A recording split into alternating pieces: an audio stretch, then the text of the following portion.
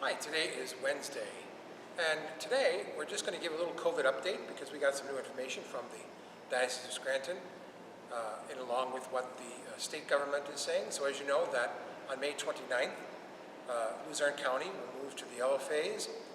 That means some things will open up a little bit. There'll be not a need to stay at home all the time, though not a lot of things are going to be open. And the bishop has promised that when we enter the yellow phases, the churches would open gradually and little by little. At first, it was only going to be 25 people per Mass. Now that has changed to 25% of our capacity. That may sound like a huge number to you, but it really isn't that big. And we're going to do our best to map off the church into social distancing spots where a seat will be available. We're going to call that a green seat. You can sit in a green seat.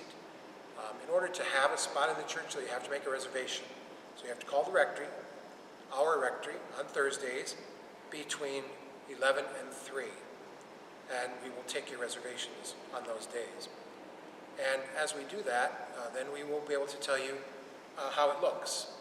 The counties that have already reopened and the churches have reopened, people are not really banging down the door to get in. And I think that's because some people are still nervous, as well they might be, and that they're a little bit concerned. The church will be sanitized after every service completely, and door handles, everything, bathrooms, all of that will be cleaned in between each one. The process may sound a little bit complicated to you, but really isn't. And I think after a few days, after a week or so, it's pretty much going to be second nature, even though it's a little different than what we're used to. And we're going to put a video out on this too pretty soon, a step-by-step video coming into the church, what you can expect when you arrive here. First of all, someone will meet you at the door. The door will probably be propped open, weather permitting. You'll come in, they'll make sure that they have your name on the list, and then you'll be escorted into the church where someone will be in here waiting for you to help you to find a seat. Mass will be pretty much normal, except no missalettes. You won't need those if you're here for daily Mass because there'll be no singing anyway, right away in the beginning, at least. And so you'll be welcomed into the church, into a spot where you can sit. If families who live in the same household come, say a husband and a wife, or a family with some children, they'll be escorted to a place where they can sit together. Everyone else has to sit in the 6 feet social distancing mode, and again, I think this is going to become pretty routine for us after we get started. I think the worst thing we can do is be afraid of it or overthink it. If we do that, we're just going to say, oh, this is too complicated.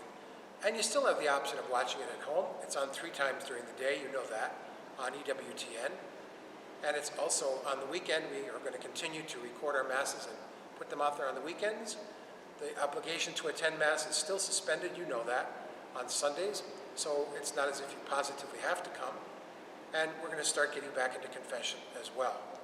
So it's kind of an exciting time, but it's a little bit not scary, but hard to just figure out how we're going to do this. But again, I don't want to run the risk of overthinking it. We need to take the virus seriously. It's still present. We can't pretend it's gone. It's not. But our numbers are going in the right direction in Luzerne County and in Pennsylvania for the most part. And so we have to trust in that and start to live and move out a little bit, being careful.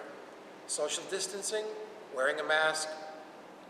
I encourage you strongly to consider receiving communion in the hand, even if you do not normally do that. It is your choice, but it is a protective measure for all of us, including me, and any extraordinary minister or deacon santo or anyone who would assist with communion. We have to be very, very careful. One little different thing is communion is going to be at the end of Mass, and then you would not return to your seat. You would just exit the church at that point. There'll be lots of signs and lots of ways to kind of help you to understand, and we'll go through some of these things at the beginning of every Mass so that we have it together. I think it's going to be easier than we think. Not the way necessarily that we want to do it right away, but it's the way that we're going to have to do it for the foreseeable future. So, stick with us, be patient, be kind to one another, be good to yourself and to one another. If you are sick at all, in any way, shape, or form, stay home. If you think that you are at risk, watch it on television. We've been doing that for a while. I know it's not the same, and you can't receive communion that way, but it's the safer way. And I think we will be safe. We'll try to ensure that for you as best we can. We'll stay on it, stay after it, and hopefully in a few weeks, this will be pretty routine and we'll just keep on going. So have a good day, and we'll see you soon.